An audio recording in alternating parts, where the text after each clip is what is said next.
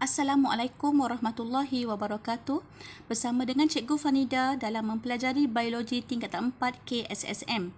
Pada hari ini, Cikgu akan mengupas satu lagi tajuk iaitu Bab 9 Nutrisi dan Sistem Pencernaan Manusia bahagian 1. Okay, di akhir pembelajaran, anak-anak dapat pertama mengenal pasti struktur sistem pencernaan manusia. Kemudian 9.2 memerihalkan jenis pencernaan iaitu pencernaan fizikal dan pencernaan kimia. Okey, seterusnya mencerakinkan proses dan hasil pencernaan karbohidrat dalam mulut, mencerakin proses dan hasil pencernaan protein dalam perut. Okey, memerihalkan pencernaan karbohidrat, protein dan lipid dalam usus kecil. Okey, seterusnya 9.25 ni kita hold dulu sebab dia melibatkan eksperimen. Okey, teruskan dengan 9.3 iaitu penyerapan, mengenal pasti struktur villus dalam ileum. Okey, kemudian berkomunikasi tentang penyesuaian ileum dan villus dalam penyerapan makanan tercerna.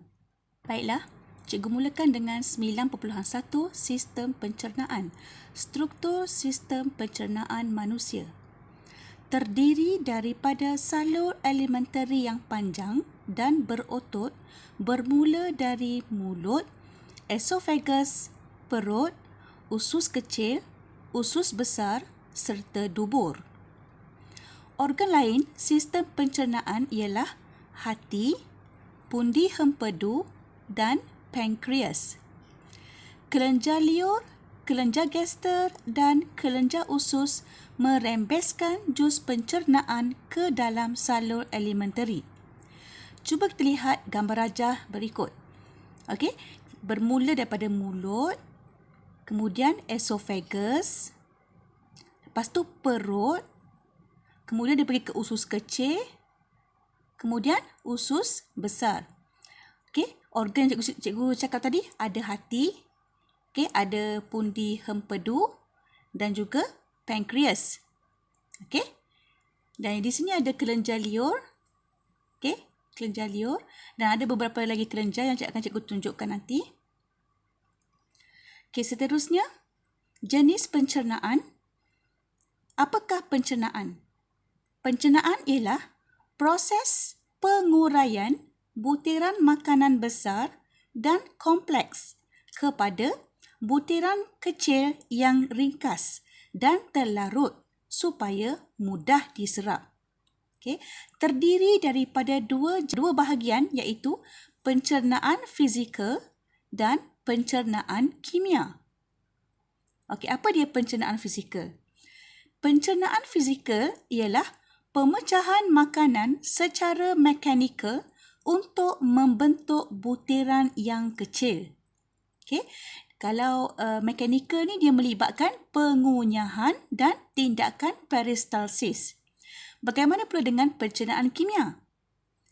Okey, pencernaan kimia merupakan proses penguraian molekul kompleks, okey, menjadi molekul ringkas. Okey, bila sebut saja pencernaan kimia, dia melibatkan enzim. Okey, melibatkan tindakan enzim. Okey, seterusnya okey, cikgu mulakan dengan pencernaan karbohidrat dalam mulut. Okey, proses pencernaan bermula di dalam mulut. Kehadiran makanan di dalam mulut merangsang perembesan air liur oleh kelenjar liur. Cikgu tunjuk ni kan, kelenjar liur kat mana? Okey, di dalam mulut. Seterusnya, air liur mengandungi enzim iaitu amylase air liur, yang mana amylase air liur ni akan menghidrolisiskan kanji menjadi maltosa. pH air liur berada dalam julat 6.5 hingga 7.5 iaitu pH yang optimum di mana amylase liur akan bertindak. Okey, kanji campur dengan air, okey, ditindak balaskan oleh amylase air liur. Okay, membentuk maltosa. Okay, seterusnya, air liur ni membantu makanan membentuk bolus dan menjadikannya lebih mudah untuk ditelan. Semasa penelanan, epiglottis akan menutup bukaan trakea supaya makanan tidak memasuki trakea. Dalam esophagus, bolus makanan digerakkan secara peristalsis. Apa dia peristalsis ni? Peristalsis ialah tindakan pengecutan dan pengenduran otot secara beritma. Okey, di sepanjang salur alimentari. Secara beritma ni adalah tindakan otot dia akan mengecut dan mengendur. Dia kena kecut, kendur secara beritma. Peristalsis menolak bolus melalui esophagus sehingga memasuki perut. Okey, cuba lihat rajah 9.2. Ini dia. Ini merupakan tindakan peristalsis. Okey, otot dinding esophagus mengecut, manakala di sini otot dinding esophagus mengendur. Jadi, tindakan kecut kendur otot dinding esophagus ni akan menyebabkan bolus akan ditolak daripada salur esophagus ni. Okay, ditolak terus sampai memasuki perut. Ini merupakan tindakan peristalsis. Okey, seterusnya pencernaan protein di dalam mulut. Permukaan dalam dinding perut dilapisi oleh sel epitelium yang mengalami pengubahsuaian struktur dan fungsi untuk membentuk kelenjar gaster. Sel-sel epitelium ini terdiri daripada sel utama, sel peritel dan sel mucus. Sel utama akan merembeskan pepsinogen. Sel peritel akan merembeskan asid hidroklorik dan sel mucus akan merembeskan mucus. Okey. Ini gambar rajah yang cikgu sebut tadi, rajah 9.3, struktur perut dan tisu kelenjar gaster. Ini perut. Okey. Bila kita ambil, kita besarkan struktur ni, ini bentuk dia. Di sini ada kelenjar gaster. Okey, kita besarkan lagi di sini. Kita akan dapat lihat kita ada sel mucus di sini. Dan yang warna purple ni kita kenali sebagai sel peritel.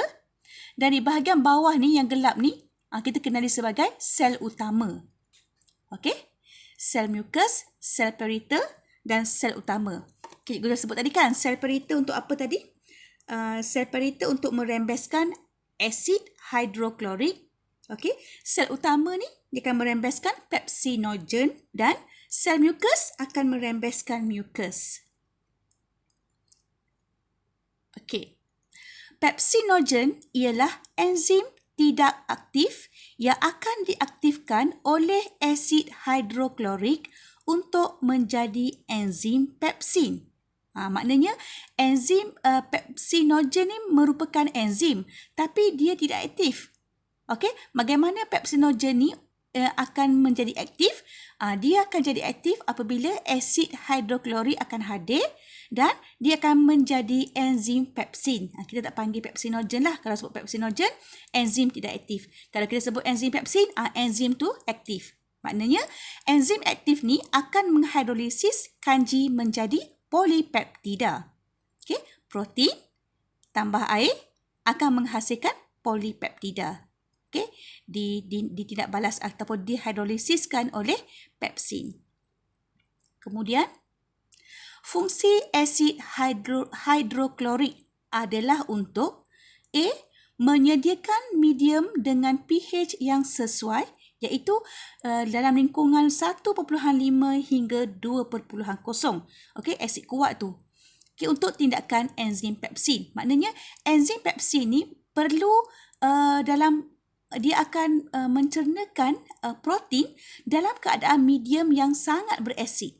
Okey, dan pH yang sesuai adalah asid pH 1.5 hingga 2.0. Okey, yang kedua, fungsinya menghentikan tindakan enzim amylase ileol. Okey, enzim amylase ileol tindakan dia pH dia ialah pH antara dia neutral kan, lebih kurang 6.5 hingga 7.5. Okey, dia akan hentikan tindakan enzim amylase Leo tersebut. Itu fungsi asid hidroklorik. Ketiga, membunuh bakteria dalam makanan. Okey, kalaulah makanan kita tu mengandungi bakteria, secara tak langsung asid hidroklorik yang pH-nya sangat berasid akan membunuh bakteria dalam makanan. Okey, seterusnya, mukus berfungsi melindungi dinding perut daripada tindakan asid hidroklorik dan enzim pencernaan. Maknanya mukus tadi yang dirembeskan oleh siapa tadi? Oleh sel mukus kan? Dia akan melindungi dinding perut kita. Kerana asid hidroklorik ni dia boleh menghakis. Okey, menghakis dinding perut. Jadi mukus akan melindungi dinding kita daripada terhakis oleh asid hidroklorik dan juga enzim pencernaan. Okey, makanan dalam perut bercampur dengan jus gester yang terdiri daripada asid hidroklorik dan enzim pepsin. Makanan digaul oleh tindakan peristalsis otot dinding perut selama beberapa jam. Okey, tindakan peristalsis otot dinding perut ni dia akan mengecut, mengendur supaya makanan di dalam perut tu akan tergaul lah, akan digaul. Okey, selama beberapa jam. Okey, kemudian kandungan dalam perut akan bertukar menjadi bentuk separuh cecair di mana kita akan kenali sebagai KIM. KIM akan memasuki duodenum dengan perlahan-lahan apabila otot sfinkter mengendur. Okey. Kita tengok pada uji minda 1. Sesetengah orang tidak boleh minum susu kerana akan menghadapi masalah cirit-birit dan kembung perut. Jelaskan keadaan ini. Okey, kenapa ya? Kalau sesetengah orang ni dia tak boleh minum susu kerana bila dia minum susu dia akan jadi cirit-birit dan kembung perut. Apa masalah orang ni? Okey, jawapannya adalah jus usus individu tersebut berkemungkinan tidak mengandungi atau kekurangan enzim laktase yang boleh mencernakan gula susu laktosa dalam usus kecilnya.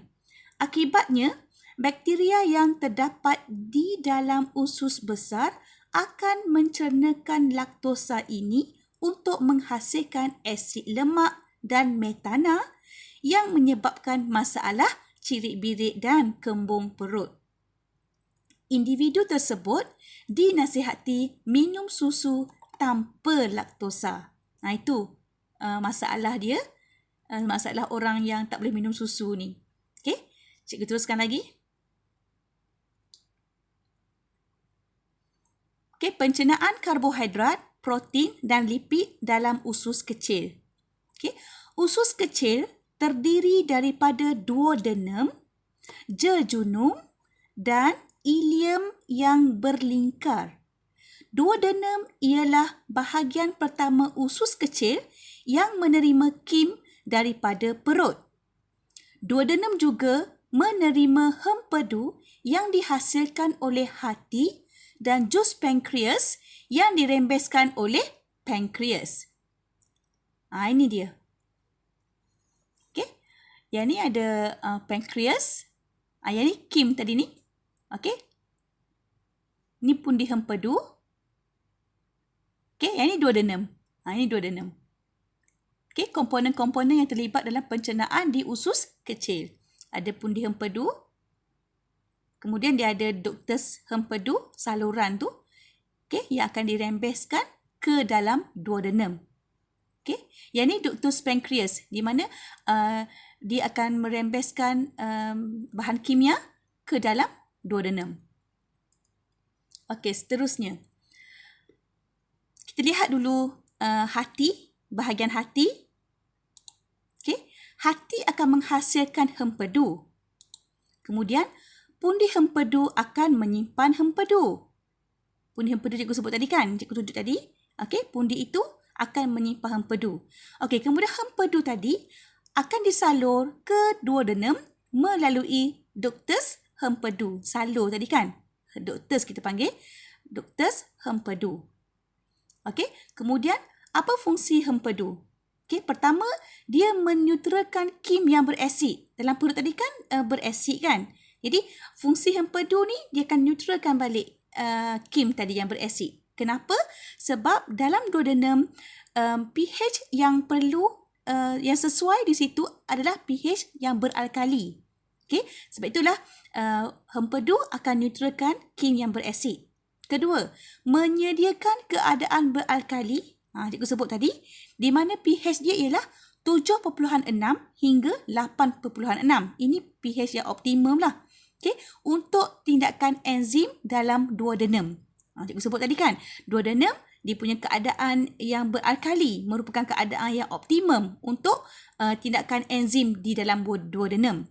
Okay? Seterusnya, mengemulsikan lipid dengan memecahkan lipid kepada titisan-titisan halus bagi menambahkan luas permukaan untuk tindakan enzim lipase. Maknanya hempedu tadi dia akan mengemulsikan lipid, dia akan memecahkan lipid tadi menjadi lipid-lipid yang halus, kita panggil titisan-titisan halus.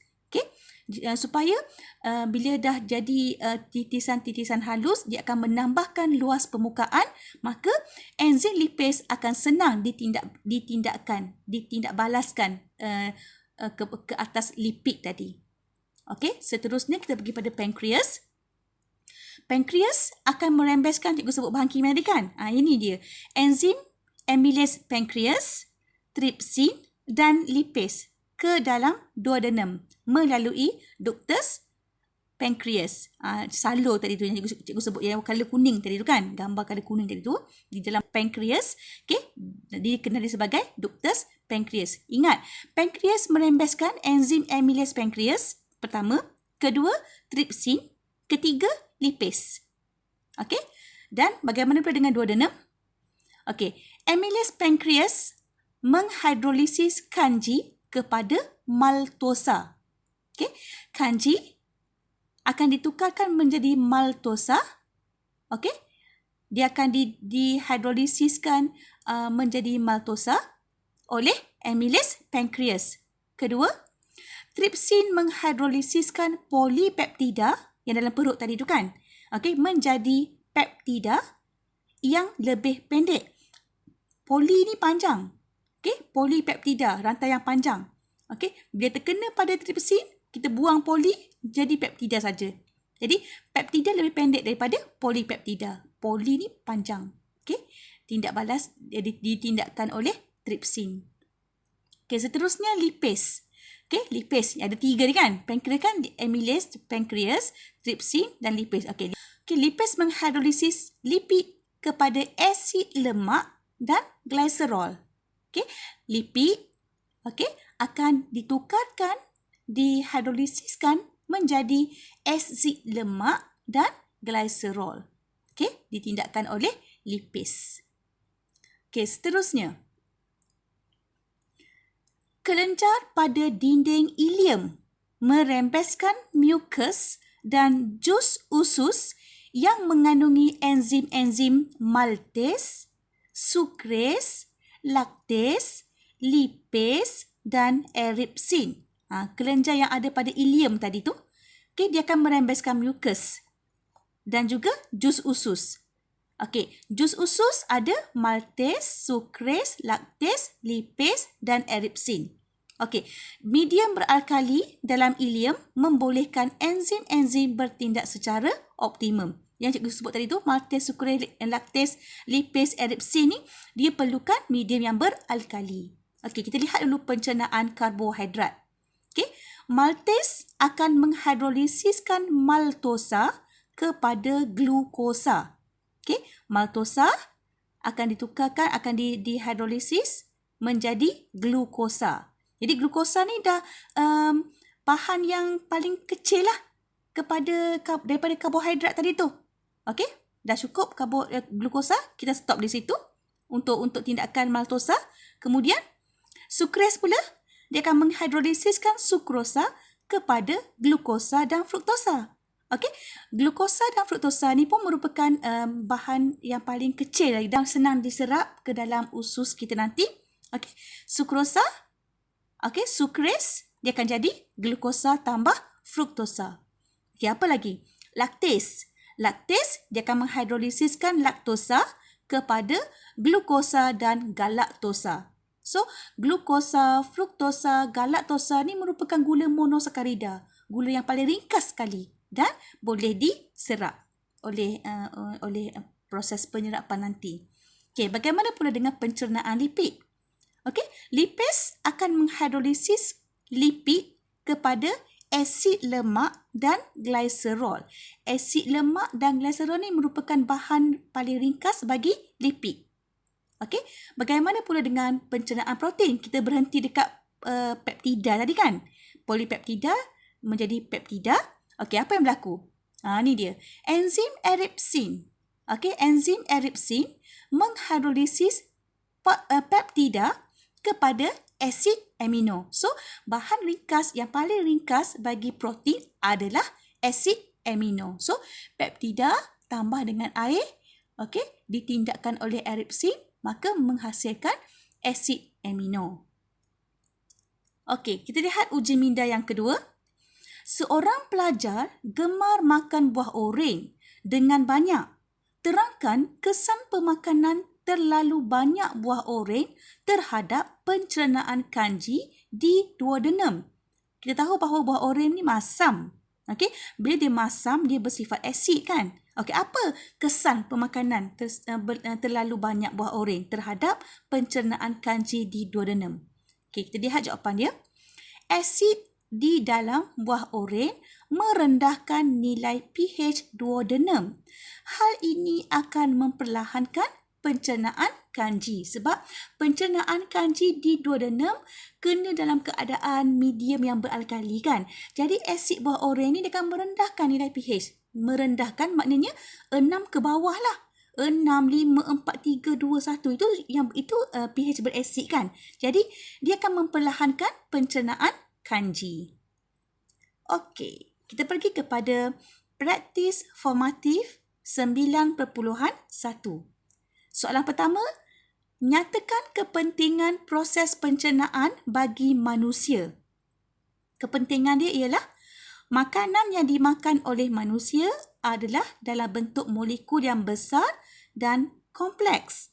Makanan ini perlu dicernakan kepada bentuk yang lebih ringkas dan kecil agar dapat diserap ke dalam salur darah dan dihantar ke sel-sel badan. Itu kepentingan proses pencernaan. Okey, kedua, namakan struktur yang terlibat dalam salur alimentari untuk pencernaan makanan. Struktur yang terlibat, apa dia? Okey, ialah mulut, gigi, esophagus, perut, duodenum, usus kecil dan usus besar. Okey, seterusnya. Namakan sel-sel utama pada kelenjar gaster dan terangkan fungsi sel-sel tersebut.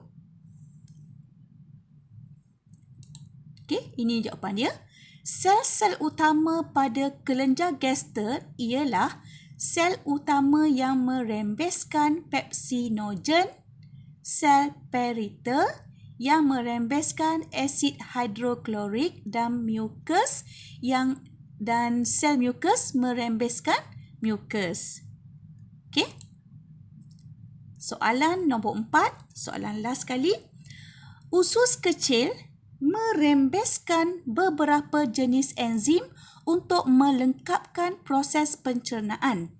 Terangkan bagaimana enzim-enzim tersebut melengkapkan proses pencernaan. Okey, apa dia jawapan dia? Okey. Enzim-enzim yang terlibat dalam proses pencernaan di usus kecil ialah tripsin, amylase, eripsin, irepsin, sucrase, maltase, laktase dan lipase. Okey, apa fungsi-fungsi dia? Sebab ditanya bagaimana enzim ini boleh melengkapkan proses pencernaan kan? Okey, jawapan dia. Tripsin, dia akan menghidrolisis polipeptida kepada peptida. Kemudian, amylase menghidrolisiskan kanji kepada maltosa. Irepsin menghidrolisis peptida kepada asid amino. Sukres menghidrolisis sukrosa kepada glukosa dan fruktosa. Okey, maltase pula menghidrolisis maltosa kepada glukosa. Okey, dan last sekali, laktase menghidrolisis laktosa kepada glukosa dan galaktosa. Satu lagi, lipase. Apa fungsi dia? Menghidrolisis lipid kepada asid lemak dan gliserol. Baiklah, cikgu teruskan lagi dengan 9.3 iaitu penyerapan. Okey, ciri penyesuaian ileum dan villus dalam penyerapan makanan tercerna. Okey, molekul ringkas hasil daripada pencernaan tadi akan diserap di bahagian ileum usus kecil. Okey, ini merupakan rajah 9.5 iaitu ciri penyesuaian ileum dan villus untuk penyerapan makanan tercerna. Okey, ini ada nukleus, ada membran asas, kemudian ada microvillus. Okey, di sini ada mucus dan juga sel-sel goblet. Okey. Okey, ini sel goblet. Okey. Yang ni pula okey, ini villus. Okey. Ini villus. Dalam villus, kalau kita cross sectionkan dia, kita buat keratan rentas, kita lihat laktil. Okey. Laktil yang panjang satu ni. Okey. Kemudian kita ada sel epithelium. Okey. Yang bulat-bulat ni merupakan sel epithelium. Okey. Kemudian kita ada kapilari darah di dalam villus tersebut. Okey. Dan ini merupakan kalau laktil ni dia akan direct kepada salur limfa. Okey, salur limfa. Ini merupakan keratan usus kecil ni. Okey.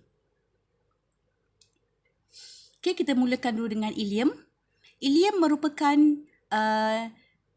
struktur yang panjang, okey, yang mempunyai ciri penyesuaian untuk menyerap nutrien kerana mempunyai lapisan dalam yang berlipat-lipat. Okey, lapisan dalam yang berlipat-lipat ni untuk menambahkan luas permukaan lah. Okey, dan dilitupi unjuran halus yang dikenali sebagai villus. Okey, villus mempunyai ciri-ciri penyesuaian berikut untuk menyerap nutrien. Maknanya ciri-ciri yang ada pada villus ni yang sesuai supaya fungsi dia ialah untuk menyerap nutrien. Okey, kita ada 1, 2, 3, 4, 5 ciri yang ada pada villus. Pertama sekali berkenaan dengan lapisan epithelium villus. Okey, dia adalah setebal satu sel di mana bila dia setebal satu sel dia akan mempercepatkan penyerapan nutrien. Okey, yang kedua ada sel goblet yang aku sebut tadi tu. Okey, dia merembeskan mucus yang membantu pencernaan. Okey, ketiga, jaringan kapilari darah. Okey, dia akan memudahkan pengangkutan hasil pencernaan ke seluruh badan. Okey, kemudian kita ada laktil. Laktil adalah dia akan mengangkut titisan asid lemak dan juga gliserol. Okey, kemudian kita ada kelenjar usus iaitu dia akan merembeskan jus usus yang mengandungi enzim pencernaan. Okey, seterusnya microvillus. Okey, tadi villus ni microvillus. Microvillus ni lagi kecil. Villus, microvillus lagi kecil kan? Okey. Pada permukaan epithelium villus ni terdapat banyak unjuran-unjuran halus yang disebut microvillus. Microvillus menyediakan luas permukaan yang besar untuk meningkatkan lagi kadar penyerapan nutrien. Okey, seterusnya ini dia makanan-makanan yang akan diserap ke dalam salur darah dan diserap ke dalam laktil. Okey, yang warna biru ni petunjuknya adalah glukosa. Okey, glukosa akan masuk ke dalam salur darah. Ni tunjuk ke salur darah. Okey, kemudian yang peta hijau ni asid amino pun dimasukkan ke dalam salur darah. Okey, diserap ke dalam salur darah. Okey, asid lemak. Yang ni asid lemak. Asid lemak dia akan dihantar ke mana ni? Ke laktil kan? Okey, ke laktil. Kemudian gliserol pun sama. Dia hantar ke laktil. Okey, titisan halus lipid. Okey, laktil. Galaktosa, kapilari darah. Kemudian fruktosa. Fruktosa pun kapilari darah. Okey. Kita tengok makanan tercerna diserap melalui apa? Cara penyerapannya macam mana? Okey, kita lihat yang pertama. Fruktosa dia akan diserap melalui sel epitelium ke dalam kapilari darah secara resapan berbantu. Glukosa dan galaktosa secara pengangkutan aktif. Okey, dia serap melalui sel epitelium ke dalam kapilari darah secara pengangkutan aktif. Asid amino juga pengangkutan aktif. Vitamin B dan C diserap bersama air dan air merupakan osmosis. Okey, itu yang diserap ke dalam kapilari darah. Okey, kedua, asid lemak dan gliserol berpadu semula melalui proses kondensasi untuk membentuk titisan halus lipid di dalam sel epitelium. Okey, dia akan diserap melalui sel epitelium ke dalam laktil. Okey, asid lemak dan gliserol ni cara penyerapannya ialah resapan ringkas. Okey, manakala vitamin A, D, E, K, adik A, D, E, K, dia akan larut dalam yang mana A, D, E, K ni vitamin yang larut dalam lipid. Okey, diserap melalui sel epitelium ke dalam laktil, okey, secara resapan ringkas. Okey, boleh ingat cikgu harap anak-anak semua tolong ingat makanan tercena yang mana yang melalui kapilari darah ataupun yang melalui laktil. Okey, dan cara penyerapan dia pun awak kena ingat macam mana cara dia masuk ke dalam kapilari darah tersebut. Okey, ataupun ke dalam laktil. Okey, uji minda ketiga. Ubat dalam bentuk kapsul tidak diuraikan di dalam perut tetapi diserap dengan mudah oleh usus kecil. Apabila sampel darah pesakit diambil dan dianalisis, didapati bentuk struktur molekul ubat ini adalah berlainan daripada bentuk struktur molekul asal. Jelaskan mengapa. Okay. Kan ubat dalam kapsul tu yang warna-warna tu kan biasa yang warna hijau dengan kuning, okay, atau warna biru tu, kapsul tu dia tidak terurai dalam perut tapi dia diserap mudah oleh usus kecil. Tapi bila sampel darah pesakit diambil dan dianalisis, kita dapati bahawa bentuk struktur molekul ubat ini adalah berlainan daripada bentuk struktur asal. Jelaskan mengapa. Itu maksud soalan dia tu. Okay. Ubat yang dimakan mungkin telah diubah suai oleh hati. Okay. Ubat yang telah diserap melalui usus kecil akan diangkut oleh darah ke hati. Okay. Di hati, sebarang komponen yang toksik dalam ubat dia akan dimetabolismekan dan ditukar kepada bentuk yang kurang toksik supaya dia lebih mudah dikumuh melalui ginjal. Okay. Oleh itu, bentuk struktur molekul ubat yang ditelan adalah berbeza daripada yang terdapat dalam darah. Okey, seterusnya. Okey, praktis formatif 9.2. Nyatakan struktur utama untuk penyerapan hasil pencernaan. Okey, jawapan dia, struktur utamanya adalah villus. Okey. Namakan struktur dalam villus yang terlibat dalam pengangkutan nutrien. Kalau asid amino, kapilari darah. Vitamin A dan E, ingat A, D, E, K, adik, laktil. Okey. Okey, sebab dia vitamin larut lipid. Okey. Yang ketiga, terangkan penyesuaian usus kecil bagi menambahkan luas permukaan untuk penyerapan nutrien. Usus kecil panjang, lapisan dalam usus kecil berlipat-lipat serta dilitupi villus untuk menambah luas permukaan bagi penyerapan nutrien. Pada permukaan epitelium villus terdapat banyak microvillus. Okey. Seterusnya, soalan yang keempat. Terangkan cara bahan berikut diangkut merentasi membran plasma. Okey. A, glukosa, galaktosa dan asid amino. B, asid lemak dan gliserol. Okey, macam mana bahan-bahan yang diangkut? Okey, kita lihat dulu yang A. Glukosa, galaktosa dan asid amino diangkut merentasi sel epitelium ke salur darah. Okey, melalui apa? Pengangkutan aktif oleh protein pembawa yang mana dia menentang kecerunan kepekatan. Maknanya dia diperlukan tenaga lah. Sebut pengangkutan aktif, dia menentang kecerunan. So, dia perlukan tenaga.